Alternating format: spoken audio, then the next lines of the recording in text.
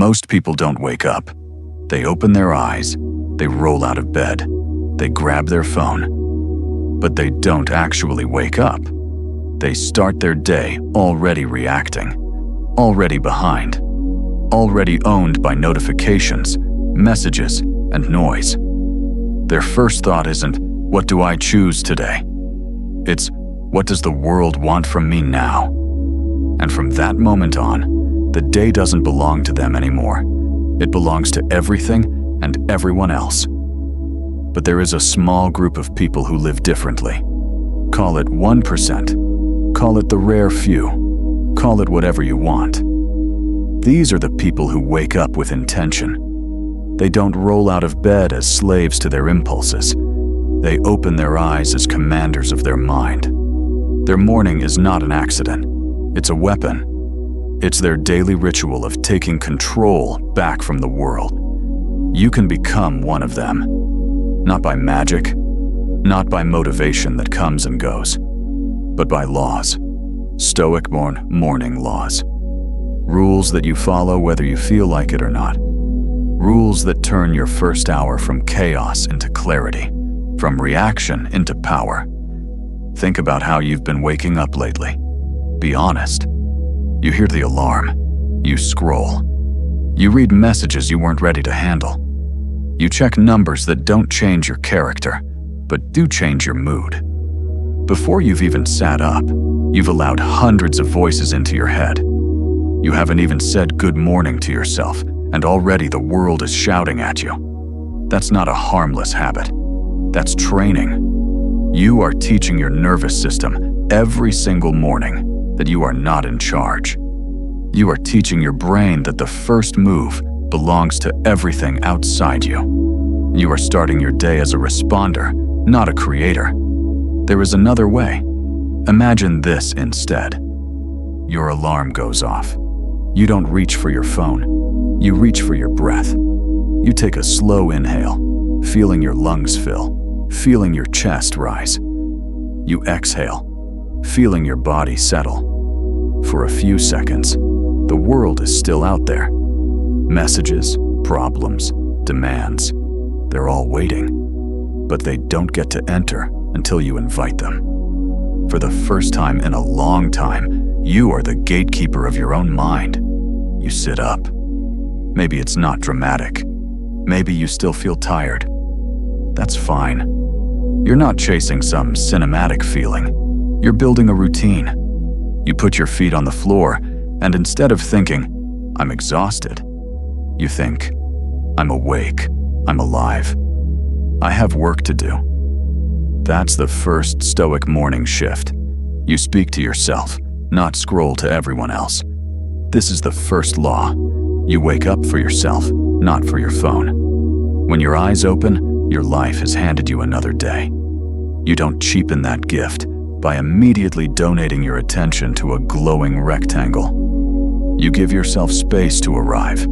10 breaths, 30 seconds, 2 minutes of stillness. You can call it meditation, prayer, presence, or simply being here. Doesn't matter what you name it. What matters is that you are choosing your first input instead of outsourcing it. In that stillness, you do something most people never do. You ask yourself who you intend to be today. Not what you have to do, not who you have to impress, not which fires you have to put out. Who you intend to be. You ask quietly, what kind of person am I going to show up as today when things go wrong? When I'm stressed? When I'm tired? When I'm tempted to quit? You don't wait until those moments hit you to decide. You decide now. This is identity work, not wishful thinking. The Stoic doesn't hope to be strong if life is kind. The Stoic chooses to be strong regardless.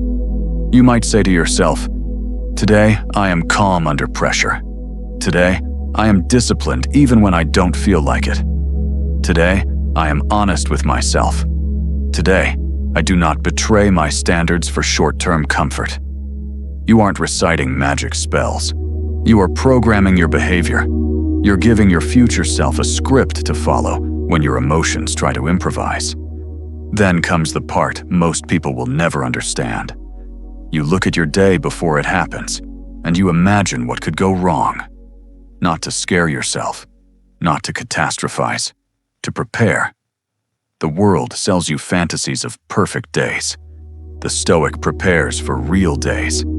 You picture the traffic, the delays, the rude comment, the unexpected email, the temptation to scroll instead of work, the person who might ignore your effort. And you don't dramatize it.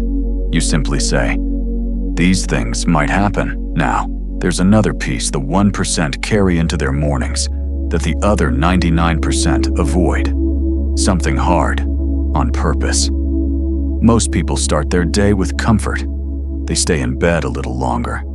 They sip their coffee while scrolling, letting the minutes evaporate. They ease into the day, hoping that if they're gentle with themselves long enough, life will be gentle back. The Stoic knows better. The Stoic understands that the first thing you conquer in the morning sets the tone for everything else.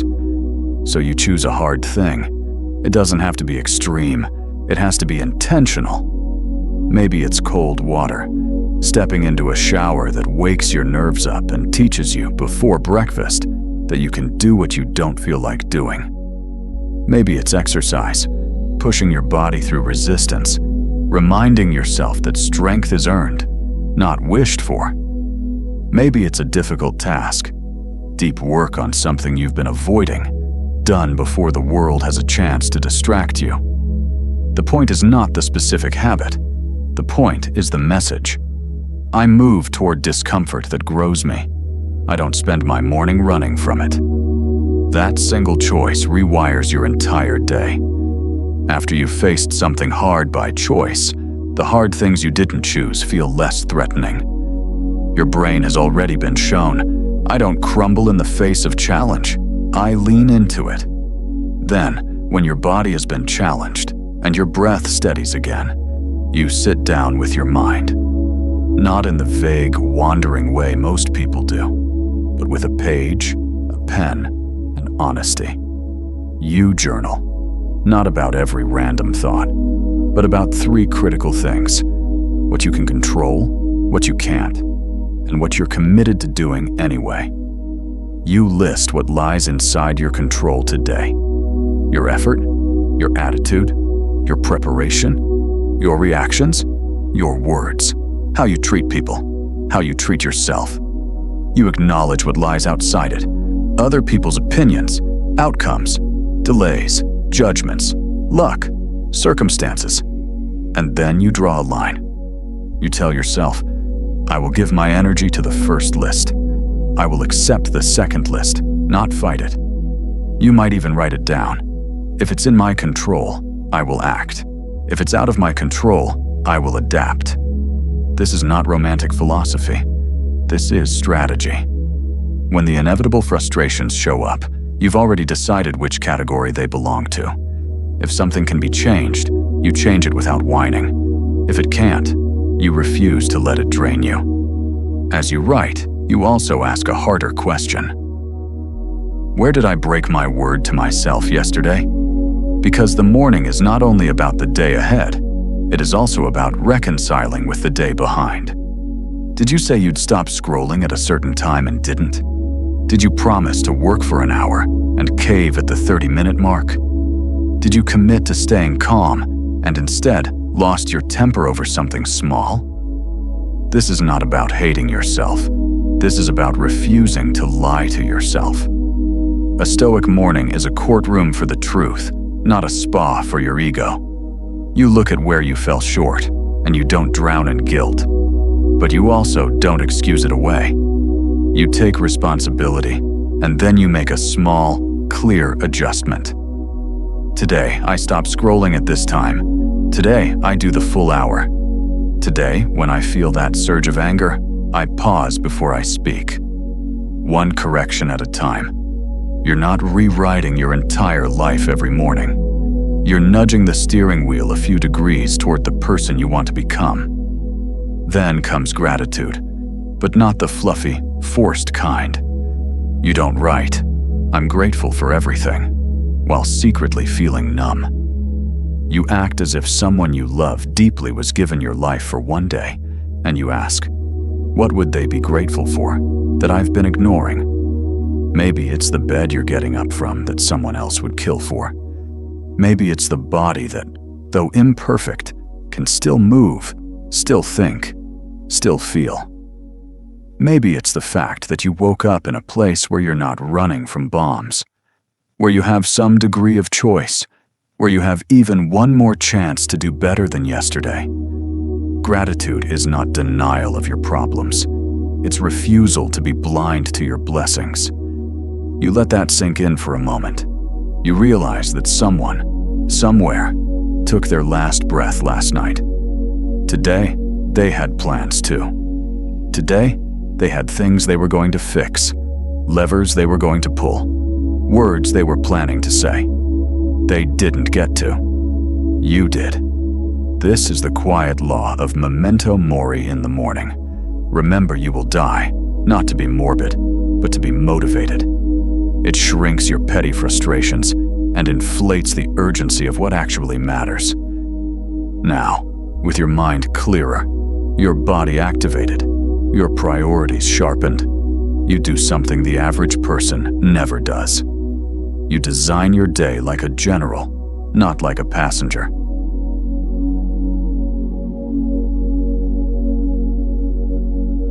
You don't write a never-ending to-do list that overwhelms you by noon. You choose a handful of non-negotiables, the critical moves, the things that, if done, will move your life forward more than another day of scattered busyness. Maybe it's 3 big actions. Maybe it's 5, not 20. You ask, if today was all I get, what would I be proud to have finished by tonight? You write them down. Next to each one, you estimate the time and decide when it happens. Not, I'll get to it. Exactly when. Because here is another brutal law. What doesn't exist in time doesn't exist at all. If you leave your important work floating as an idea, it will drown in your distractions. If you don't assign your time, the world will. So you block it. Morning deep work here, calls later there, messages at contained times, not a constant drip that erodes your focus. You create small walls around your attention instead of letting everything wander through it. And then, before you step fully into the day, you make a vow.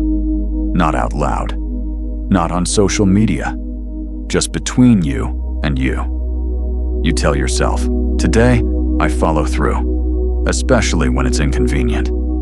Today, I act according to the standards I set in the calm, not according to the excuses I invent in the storm. You understand that the power of your morning ritual doesn't come from how inspiring it felt while you were doing it. It comes from whether you honor it when life stops being cinematic and goes back to being messy. A Stoic morning is not a mood. It's a contract. You sign it in the quiet. You keep it in the chaos. Now picture the alternative. No laws, no intention, no silence. The alarm goes off. You snooze. You wake up in a haze, slam caffeine into your system, scroll until you're anxious, run late, scramble to catch up. Your mind is scattered. Your heart is already tired. Your priorities are shaped by whoever shouted loudest at you from a screen. Which version of you do you want steering your life for the next decade? The one built every day on purpose, or the one assembled every day by accident? This is what separates the 1% from the 99. Not genetics, not luck, not secret opportunities. Morning choices. Tiny, repeated, often unseen choices. You don't need to copy anyone's routine exactly. You don't need to wake up at a specific trending hour. You need to own the first hour you wake up, whatever time that is. You need silence before noise, intention before reaction, preparation before contact, discipline before comfort, clarity before obligation. No one is going to do this for you. No one is going to pull the phone out of your hand. No one is going to tuck discipline into your pocket like a gift. You either build this or you don't. You either show up for yourself in the first hour, or you spend another day wondering why your life feels out of control. It's not about perfection. You'll mess this up. You'll have mornings where you break every rule, where you oversleep, where you grab your phone, where you rush. That doesn't mean you failed. It means you're human. The difference now is that you won't pretend you don't know better. You won't normalize the chaos anymore. You will feel the cost in a way you didn't before. You'll notice how much weaker you are mentally on the days you give your morning away. And that discomfort will push you back to your laws. Little by little, they'll stop feeling like effort and start feeling like home. You won't be fighting yourself to obey them. You'll feel wrong when you break them. That's when you'll know the rewiring is working.